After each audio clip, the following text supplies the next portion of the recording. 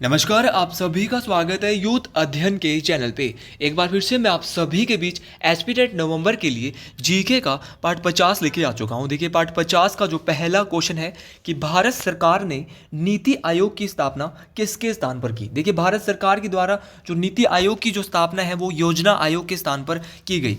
देखिए, पहले योजना आयोग हुआ करता था और योजना आयोग से फेरबदल करके फिर नीति आयोग लाया गया। देखिए, यहाँ से और क्या क्या क्वेश्चन बन सकते हैं जो एग्जामिनर परीक्षा में पूछ सकता है। परीक्षा में एग्जामिनर पूछ सकता है कि योजना आयोग की स्थापना कब हुई।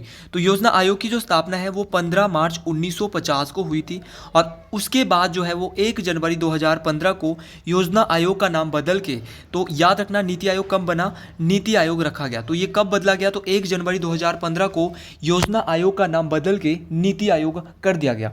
अब प्रश्न पूछने वाला प्रश्न ये भी पूछ सकता है कि वर्तमान में नीति आयोग के अध्यक्ष कौन है। तो नीति आयोग के जो वर्तमान में अध्यक्ष है वो भारत के प्रधानमंत्री नरेंद्र मोदी जी है। उसी प्रकार क्वेश्चन पूछने वाला क्वेश्चन आपसे यह भी पूछ सकता है कि नरेंद्र मोदी तो नीति आयोग के अध्यक्ष है, वर्तमान में नीति आयोग के सीईओ कौन है। तो नीति आयोग के जो सीईओ है वो है वीवीआर सुब्रमण्यम। तो वीवीआर सुब्रमण्यम जो है वो क्या है, नीति आयोग की सीईओ है। और उपाध्यक्ष जो वर्तमान में नीति आयोग के अगर मैं बताना चाहूँ तो है डॉक्टर के सुमन बेरी। तो याद रखना, डॉक्टर के सुमन बेरी जो है वो सुमन के बेरी जो है वो वर्तमान में नीति आयोग के उपाध्यक्ष है। हर एक बात आपको याद रखनी है, सीईओ मैंने बताया, नीति आयोग के उपाध्यक्ष बताया और नीति आयोग के अध्यक्ष बताया। तीनों चीज़ें आपको याद रखनी है। अगर आप भी अपना टेट क्लियर करना चाहते हो स्मार्ट अप्रोच से तो हमारे पास जो है वो हैंड रिटर्न नोट्स तैयार है आपके लिए। 7876145409 हमारा नंबर है। आप जल्दी से जल्दी हमसे जुड़िए और हमसे हैंड रिटर्न नोट्स पाइए। और इसके साथ, इन नोट्स के साथ अगर आप हमारा पूरे नोट्स का कॉम्बो ले रहे हो तो उसके साथ आपको मॉक टेस्ट जो है वो प्रैक्टिस टेस्ट जिसको मैं कहूँगा वो आपको फ्री में मिल रहे हैं। और उस प्रैक्टिस सेट में से 50+ क्वेश्चन आपको आराम से देखने को मिलने वाला है और नोट्स में से 50 से 80 क्वेश्चन वहाँ से भी आपको मिलने को मिलेगा।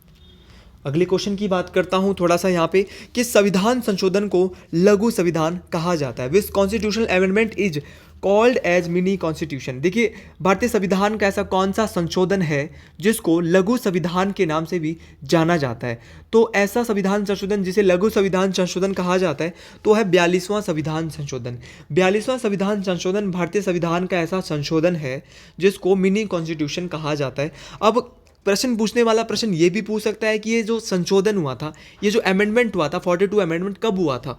तो ये हुआ था 1976। तो 1976 में ये अमेंडमेंट हुआ था और इस संशोधन के तहत जो है वो प्रस्तावना में 3 नए शब्दों को जोड़ा गया था। तो याद रखना, 42वां संविधान संशोधन 1976 में जो होता है, जो प्रियम्बल हमारा है, इसमें 3 नए शब्दों को जोड़ा गया था। ये 3 नए शब्द कौन कौन से थे, तो समाजवादी, धर्मनिरपेक्ष और अखंडता। याद रखना, प्रस्तावना में जो 3 नए शब्द जोड़े थे 42वें संविधान संशोधन के तहत, समाजवादी, धर्मनिरपेक्ष और अखंडता, ये 3 नए शब्द जोड़े थे। और इसी संविधान संशोधन के तहत जो हमारा पार्ट 4 का ए है, भाग 4 का जो ए है उसको भी जोड़ा गया था, जिसमें जो है वो फंडामेंटल ड्यूटीज है और 10 फंडामेंटल ड्यूटीज जो है वो 42वें संविधान संशोधन के तहत जोड़ी गई थी। इस बात को आपने याद रखना है। अब आप बोलेंगे कि मौलिक कर्तव्य तो 11 है, तो 11वां कब जोड़ा। तो 11वां जो मौलिक कर्तव्य जुड़ा था वो जुड़ा था 86 कॉन्स्टिट्यूशनल अमेंडमेंट जो कि 2002 में हुआ था, जिसके तहत 21 का ए भी जोड़ा गया। 21 का ए का जो मतलब है वो क्या है, 6 से 14 वर्ष के बच्चों के लिए फ्री शिक्षा दी जाएगी। और 11वां मौलिक कर्तव्य भी इसी संविधान संशोधन 86वें संविधान संशोधन 2002 के तहत जो है वो जोड़ा गया। ये सारी जानकारी बहुत ज़्यादा इंपॉर्टेंट है। आप इस जानकारी को अच्छे से अपने पास रखें क्योंकि परीक्षाओं में काम आने वाली जानकारी है, मोस्ट इंपॉर्टेंट जानकारी है। अगले क्वेश्चन की बात करता हूं कि सहारा मरुस्थल अफ्रीका महाद्वीप के किस ओर स्थित है। अगर बात की जाए सहारा मरुस्थल की तो ये अफ्रीका महाद्वीप के उत्तर में, नॉर्थन एरिया में स्थित है। सहारा मरुस्थल की अगर स्पेसिफिक रूप से हम बात करते हैं तो सहारा मरुस्थल दुनिया का सबसे गर्म मरुस्थल है। इस बात को आपने याद रखना है, मोस्ट इंपॉर्टेंट ये बात है। उसी प्रकार यहाँ पे और भी दुनिया के अंदर बहुत सारे मरुस्थल है। सहारा मरुस्थल उत्तर में स्थित है, जहाँ पर ये अफ्रीका महाद्वीप के उत्तर में है, इस बात को आपने याद रखना है। और सबसे गर्म मरुस्थल है दुनिया का, इस बात को आपने याद रखना है। और अगर यहाँ से बात की जाए तकला माकन मरुस्थल, तो तकला माखन जो मरुस्थल है ये कहाँ पे है, तो तकला माकन जो है ये चीन में है। उसी प्रकार एक गोबी मरुस्थल है। गोबी मरुस्थल की अगर बात की जाए तो ये मंगोलिया और चीन 2 देश में है गोबी। तो याद रखना, गोबी कहाँ के लोग बेचते हैं, मंगोलिया और चीन के लोग जो है वो गोबी बेचते हैं।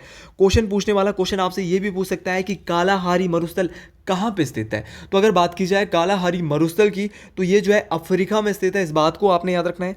और अगर थार मरुस्थल की बात करें, थार मरुस्थल जो है भारत की राजस्थान में और भारत और पाकिस्तान दोनों देशों में आता है। थार मरुस्थल की अगर बात की जाए तो इसको पाकिस्तान में कहीं ना कहीं चोलिस्तान भी कहा जाता है। इस क्वेश्चन को भी आपने याद रखना है। तो कालाहारी मरुस्थल हमने अफ्रीका में देखा। अगला क्वेश्चन है, और इस क्वेश्चन को हमने बहुत बार पढ़ लिया, इसलिए ज़्यादा इस क्वेश्चन से हम कुछ पढ़ेंगे नहीं। भारत को श्रीलंका से कौन सा जल डमरू मध्य अलग करता है? देखिए यहाँ पे ना कुछ कंफ्यूजिंग होती है यार, क्योंकि ये जो है वो पाक जल डमरू मध्य जो है वो भारत को श्रीलंका से क्या करता है, अलग करता है। इस बात को आपने याद रखना है, मोस्ट इंपॉर्टेंट ये क्वेश्चन है। तो याद रखना है कि जो पाक जल डमरू मध्य है ये भारत को श्रीलंका से अलग करता है। अगले क्वेश्चन की बात करते हैं कि सिंधु घाटी के लोगों के व्यापारिक संबंध थे। देखिए सिंधु घाटी के लोगों की यहाँ पे बात हो रही है, तो उनके जो व्यापारिक संबंध थे वो मेसोपोटामिया वालों से थे। तो मेसोपोटामिया से जो है वो सभ्यता जो थी मेसोपोटामिया की, तो इनके संबंध इनसे थे। सिंधु घाटी सभ्यता के जो लोग हैं उनका जो व्यापारिक जो सिस्टम होता था वो बाल्टर सिस्टम होता था। बाल्टर सिस्टम क्या होता है? जहाँ पे चीज़ के बदले चीज़ दी जाती है। तो याद रखना चीज़ के बदले चीज़ जो है वो सिंधु घाटी सभ्यता में, तो आपने याद रखना कि बाल्टर सिस्टम जो होता है इसमें चीज़ के बदले जो है वो चीज़ दी जाती है। और जो सिंधु घाटी सभ्यता की अगर मैं बात करता हूँ तो इसका जो पतन का शहर था वो लोथल था, और हड़प्पा इसका सिंधु घाटी सभ्यता का खोजा गया पहला शहर था, जिसको 1921 में राय बहादुर दयाराम साहनी के द्वारा खोजा गया था। 1922 की अगर मैं बात करता हूं तो 1922 में जो है वो सिंधु घाटी सभ्यता का दूसरा स्थल मोहनजोदड़ो राखलदास बनर्जी के द्वारा खोजा गया। तो हड़प्पा और जो ये मोहनजोदाड़ो है ये दोनों के दोनों जो है वो पाकिस्तान में स्थित है। इस बात को भी आपने याद रखना है, मोस्ट इंपॉर्टेंट ये बात है, परीक्षाओं में काम आने वाली बात है। अगले क्वेश्चन की बात करता हूं कि ब्राह्मण पुस्तकों का संबंध है। अगर बात की जाए ब्राह्मण पुस्तकों की, तो ब्राह्मण पुस्तकों का जो संबंध है वो किससे होता है? तो आप सभी को पता है कि वो रिटुलिज्म से होता है, कर्मकांड से। कर्मकांड से जो है वो ब्राह्मण पुस्तकों का संबंध होता है। इस बात को आपने याद रखना है। ऑप्शन में योग दिया है, कर्मकांड से तो ब्राह्मण पुस्तकों का संबंध होता है, बिल्कुल होता है। आपने सुना भी होगा कि ब्राह्मण जो है वो कर्मकांड से रिलेटेड होता है। तो योग के जनक कौन है? क्वेश्चन ये भी आया है। तो योग के जो जनक है ये है महर्षि पतंजलि। महर्षि पतंजलि जी जो है वो योग के जनक है। योग के इनको जनक कहा जाता है, पिता कहा जाता है। अगर मैं वेदों की बात करता हूँ, यहाँ पे वेदों के बारे में भी जानना जरूरी है। 4 वेद होते हैं। सबसे पुराना जो वेद है वो ऋग्वेद होता है। ऋग्वेद में 10 मंडल है, 1028 सूक्त है और 10,462 ऋचाएँ है, या कहीं कहीं पे कुछ कुछ किताबों में 10,580 ऋचाएँ भी बताई गई है। प्रश्न पूछने वाला आपसे ये भी पूछ सकता है कि भारतीय संगीत का कौन सा वेद जनक है? तो याद रखना सामवेद। यज्ञ आदि से संबंधित वेद कौन सा है? तो यजुर्वेद। और भैया जादू, वशीकरण, टोने आदि से संबंधित जो वेद है वो अर्थवेद है। सबसे नया वेद अगर पूछा जाएगा तो वो भी अर्थवेद है। परीक्षाओं में कोई सा क्वेश्चन भी पूछा जा सकता है, आपको सीरियस रहना है परीक्षाओं के प्रति, हर एक बात को आपको जानना है। देखिए वेदों की संख्या 4 है। आपको पुराणों की संख्या मैं सुबह वाले वीडियो में बोल चुका हूँ 18 है, और उपनिषदों की संख्या 108 है। एक बार क्वेश्चन पूछा गया था कि उपनिषद का अर्थ क्या है? तो उपनिषद का अर्थ है गुरु के समीप बैठना या समीप बैठना। तो गुरु के समीप ज्ञान अर्जित करना उपनिषद का अर्थ है। इस बात को भी आपने याद रखना है, मोस्ट इंपॉर्टेंट ये क्वेश्चन है। अगले क्वेश्चन की बात करता हूँ कि भगवान बुद्ध का जन्म कहाँ पे हुआ था? तो भगवान बुद्ध की अगर बात की जाए तो भगवान बुद्ध का जो जन्म हुआ था वो लुम्बिनी में हुआ था। इस बात को आपने याद रखना है। भगवान बुद्ध का एक बड़ा नाम है और इनका जो जन्म है वो लुम्बिनी में हुआ था। ये बुद्ध धर्म की इनके द्वारा स्थापना की गई थी, और इनके बारे में हम सुबह सब कुछ पढ़ चुके हैं, तो हम इनके बारे में ज़्यादा यहाँ पे नहीं पढ़ेंगे। लुम्बिनी में इनका जन्म हुआ था, 563 ईसा पूर्व में इनका जन्म होता है। 563 BC में जो है वो इनका जन्म होता है महात्मा बुद्ध जी का। अगले क्वेश्चन की बात करते हैं। अगला जो क्वेश्चन है, इनमें से एक कौन सा राज्य का मूल तत्व नहीं है? तो राष्ट्रीयता, नेशनलिज्म। देखिए संप्रभुता, सरकार और राज्य क्षेत्र, ये जो है वो राज्य का मूल तत्व नहीं है। राष्ट्रीयता तो है वो, बाकी तो राज्य की सरकार भी है, संप्रभुता है और राज्य क्षेत्र। टेरिटरी बोल सकते हैं, गवर्नमेंट बोल सकते हैं और सॉवरेनिटी, ये तीनों के तीनों गवर्नमेंट के, स्टेट गवर्नमेंट के हैं, लेकिन एलिमेंट है। लेकिन राष्ट्रीयता, नेशनलिज्म यहाँ पे नहीं कहूँगा, क्योंकि अगर मैं राज्य की बात करता हूँ तो सबसे पहले यहाँ मैं विधानसभा की बात करता हूँ, लेजिस्लेटिव। जैसे हिमाचल प्रदेश में भी विधानसभा है। हिमाचल प्रदेश की जो विधानसभा है यहाँ पे जो है वो 68 सीटें है। इस बात को आपने याद रखना है। सबसे ज़्यादा जो विधानसभा की सीटें है 15 वो कांगड़ा में है, 10 जो है वो मंडी में है। शिमला में कितनी है? 8 है। इस बात को आपने याद रखना है। शिमला में विधानसभा की 8 सीटें हैं। 5 सीटें कहाँ कहाँ पे है? तो 5 सीटें हैं सिरमौर, सोलन, चंबा, ऊना, हमीरपुर। फिर से बता रहा हूँ, सिरमौर में 5 है, सोलन में 5 है, चंबा में 5 है, ऊना में भी 5 है और हमीरपुर में भी 5 है। तो आसान है, 5 जिले ऐसे हैं जहाँ पे विधानसभा की 5-5 सीटें हैं। इस बात को आपने याद रखना है। परीक्षा में क्वेश्चन पूछने वाला प्रश्न आपसे ये भी पूछ सकता है कि 4-4 सीटें कहाँ पे है। तो 4-4 सीटों की अगर बात करता हूँ तो बिलासपुर और कुल्लू में विधानसभा की हिमाचल प्रदेश में 4-4 सीटें हैं और किन्नौर और लाहौल स्पीति में विधानसभा की भैया 1-1 सीटें हैं। इस बात को याद रखना है, एक किन्नौर में है, एक लाहौल स्पीति में। मोस्ट इंपॉर्टेंट है। और क्षेत्रफल की दृष्टि से हिमाचल प्रदेश का सबसे बड़ा विधानसभा क्षेत्र अगर देखा जाए तो वो भी लाहौल स्पीति है। इस बात को आपने याद रखना है। और पूरे भारत की बात की जाए तो पूरे भारत में विधानसभा की सबसे ज़्यादा सीटें किस राज्य में हैं, तो ये है उत्तर प्रदेश में, जहाँ के मुख्यमंत्री हैं योगी आदित्यनाथ जी। और 403 सीटें जो है वो सबसे ज़्यादा वहाँ पे। तभी तो बोला जाता है कि केंद्र में अगर सरकार बनती है तो यूपी का वहाँ पे महत्वपूर्ण रोल रहता है। अगर इस बार विपक्ष ने अच्छा फाइट किया था तो यूपी में उन्होंने अच्छी सीटें खींची थी। तो यूपी बहुत ज़्यादा, यूपी के जो लोग हैं वो पूरे देश की सरकार चला सकते हैं, बना सकते हैं, क्योंकि उनके हाथ में, क्योंकि वहाँ पॉपुलेशन बहुत ज़्यादा है, इसलिए वहाँ पे 403 तो वहाँ पे विधानसभा की सीटें हैं।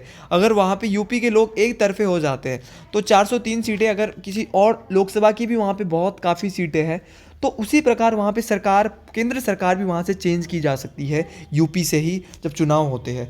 वर्तमान में भारत में 6 राज्यों में विधान परिषद भी है। इस बात को आपने याद रखना है। विधान परिषद की मतलब होता है लेजिस्लेटिव काउंसिल। लेजिस्लेटिव काउंसिल की अगर मैं बात करता हूँ तो लेजिस्लेटिव काउंसिल जो है 6 स्टेट में इंडिया के हैं। कौन कौन से हैं ये? तो आंध्र प्रदेश, बिहार, कर्नाटक, महाराष्ट्र, तेलंगाना, यूपी। एक बार फिर से बोल रहा हूँ, 6 राज्यों में भारत के क्षेत्र विधान परिषद है। आंध्र प्रदेश है, दूसरा बिहार है, तीसरा कर्नाटका है, चौथा महाराष्ट्र है, पांचवा तेलंगाना है और छठा यूपी है। तो इन्हीं सभी राज्यों में जो है वो क्या है, इन सभी राज्यों में जो है वो क्या है, 6 राज्यों में विधान परिषद है। इस बात को आपने याद रखना है। अगला क्वेश्चन जो यहाँ पे है कि राज्यसभा की अधिकतम संख्या कितनी है, लेकिन उससे पहले हमने ये क्वेश्चन छोड़ दिया है। क्वेश्चन था कि भारतीय संविधान का कौन सा भाग कल्याणकारी राज्य के आदर्श को बताता है, तो ये बताता है DPSP, directive principle of state policy, राज्य के नीति निर्देशक तत्व।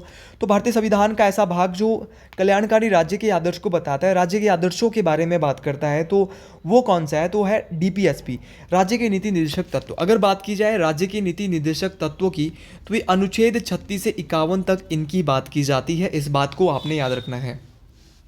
क्वेश्चन पूछने वाला क्वेश्चन आपसे ये भी पूछ सकता है कि जो ये डीपीएसपी है, राज्य के नीति निर्देशक तत्व है, किस देश से लिए गए हैं?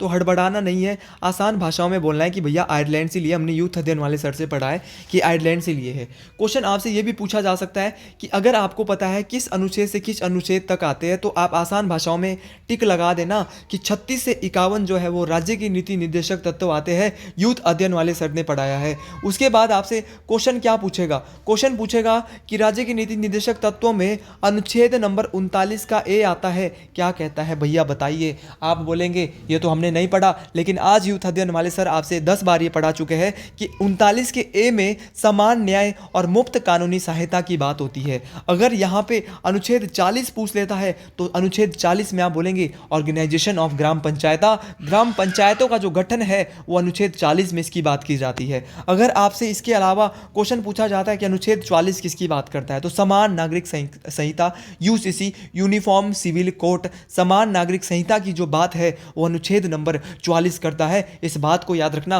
अब क्वेश्चन पूछने वाला क्वेश्चन ये भी पूछ सकता है कि समान नागरिक संहिता को लागू करने वाला भारत का पहला राज्य कौन सा है? तो याद रखना उत्तराखंड, जहां के मुख्यमंत्री दूसरे बार जो बने हैं इनका नाम है पुष्कर सिंह धामी। मोस्ट इंपॉर्टेंट बात है आपके लिए, मैं हर एक बात इंपॉर्टेंट लेके आया हूं। 48 का ए भी एक अनुच्छेद है, वो भी इसी के अंदर आता है, डीपीएसपी के अंतर्गत। ये भी टेट परीक्षाओं में पूछा गया है। 48 का ए जो बात करता है वो पर्यावरण की रक्षा और वन्य जीवों की सुरक्षा की बात करता है। इस बात को आपने याद रखना है। अब इसके बाद अनुच्छेद नंबर 51, अनुच्छेद नंबर 51 जो बात करता है वो अंतर्राष्ट्रीय शांति एवं सुरक्षा की बात करता है। इस बात को भी आपने याद रखना है।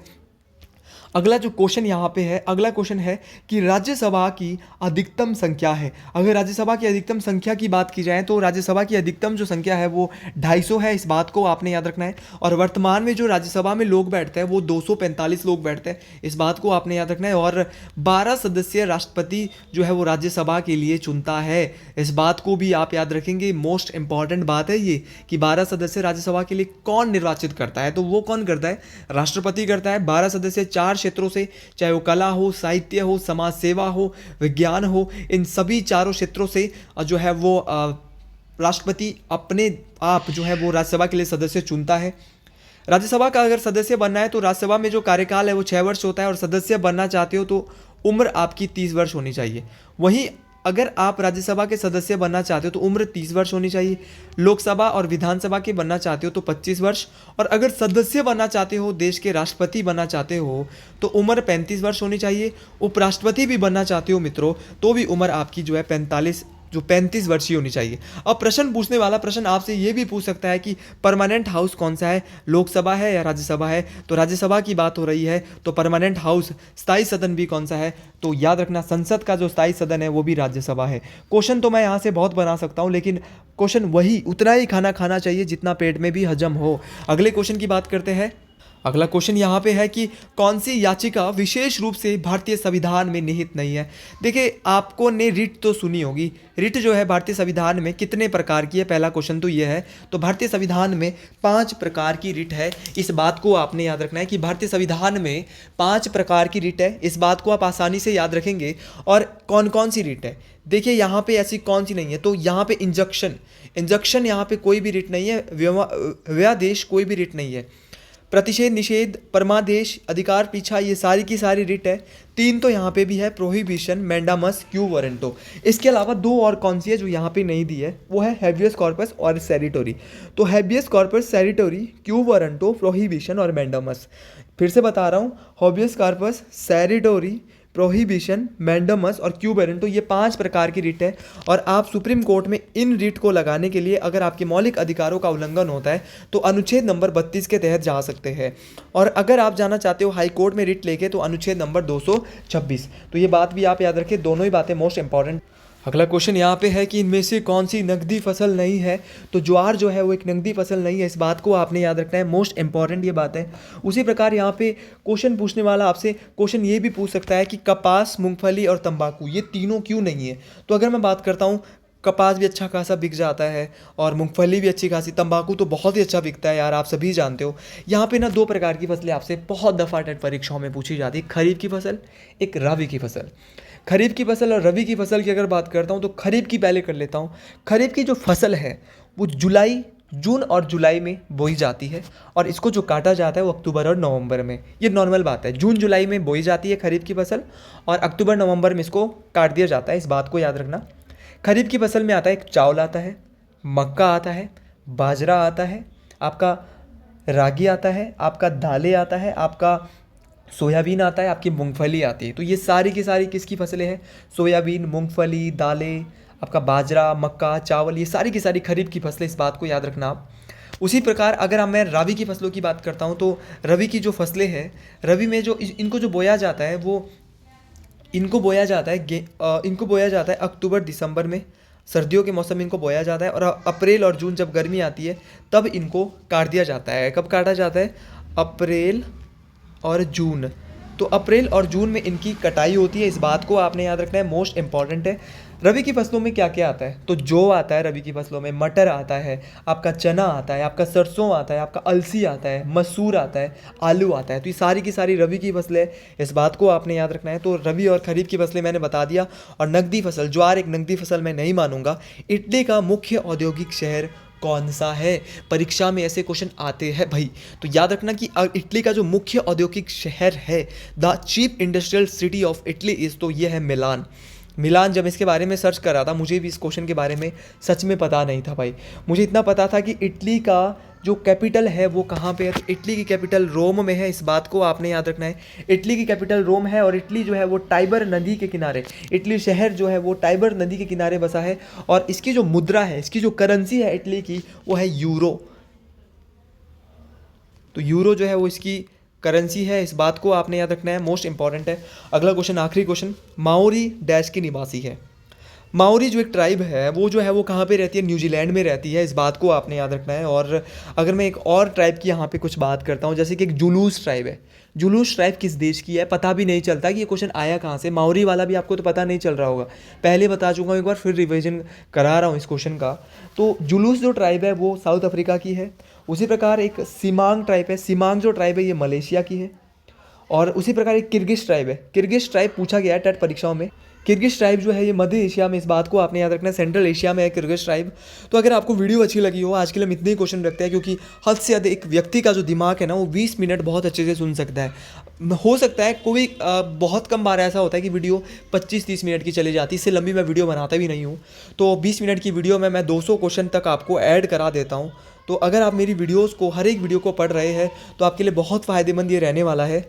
और अगर आपको वीडियो अच्छी लगी हो तो इस वीडियो को अधिक से अधिक लोगों तक बीएड ग्रुपों में अपने स्टेटस में ज़रूर शेयर करें और कमेंट बॉक्स में ज़रूर लिखें हर हर महादेव। और जिसने वीडियो यहाँ तक देखी है वो मुझे दे YA+YA, मैं आपको दूंगा एक फ्री क्वेश्चन पेपर का एक कॉम्बो।